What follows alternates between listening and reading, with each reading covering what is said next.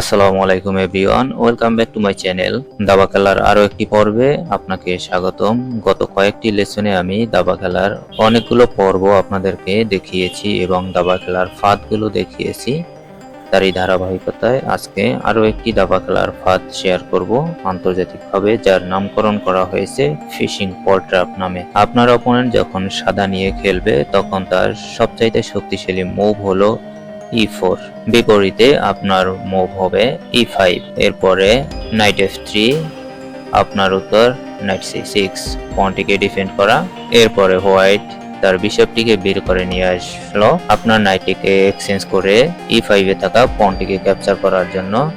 আপনি আপনার নাইটকে F6 এ বসিয়ে দিন। এবার হোয়াইট ক্যাসেল, উদ্দেশ্য একটাই, এখন তার কিং পুরোপুরি সেফটিতে রয়েছে এবং এই মুহূর্তে এসে সে আপনার উপরে অ্যাটাক চালাবে। আর দাবা খেলায় একটি কথা অবশ্যই মনে রাখতে হবে, আপনি আপনার কিংকে যত সেফটি দিয়ে রাখতে পারবেন দাবা খেলায় আপনি ততই এগিয়ে যাওয়ার জন্য এক ধাপ এগিয়ে থাকবেন। হোয়াইট ক্যাসেল করার পরে ন্যাচারালি আমরা যে খেলাগুলো খেলে থাকি সেটা হলো আমরা E4 এ থাকা পনকে ক্যাপচার করে থাকি এবং হোয়াইট তার শক্তিশালী মুভ রুক E1 এ নিয়ে আসে আমাদের নাইটটিকে সে ট্রেড করে। তবে আমরা আজকে একটি ব্যতিক্রম খেলা খেলবো, ফিশিং পল ট্র্যাপ। এই ফাঁদটি পাতার জন্য আপনাকে আপনার নাইটটিকে G4 এ বসিয়ে দিতে হবে। আর এই সময় আপনার অপোনেন্ট অবশ্যই বুঝতে পারবে যে তার রাজ্যে আপনি ঘোড়ার মতো একটি পিস নিয়ে অ্যাটাক করতে যাচ্ছেন। এজন্য সে নাইটকে তাড়াতে পন H3 তে দিতে পারে। আপনি সম্পূর্ণ এই থ্রেডকে ইগনোর করে পন H5 এ মুভ করুন।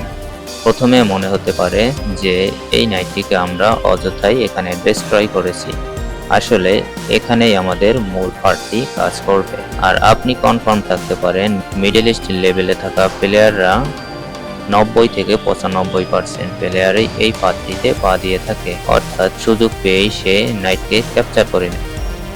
এখন আপনি আপনার পন দিয়ে পন ক্যাপচার করার সাথে সাথেই দেখতে পাচ্ছেন আমাদের সামনে এই ফাইলটি পুরোপুরি ওপেন হয়ে গিয়েছে এবং একই সাথে আমরা হোয়াইটের নাইটকে ট্রেড করছি। এই মুহূর্তে নাইটকে বাঁচানোর জন্য দুটি স্কোয়ার বাকি থাকে, H2 এবং E1। এক্ষেত্রে বেশিরভাগ দাবারুই সে তার নাইটকে H2 তে মুভ করে থাকে।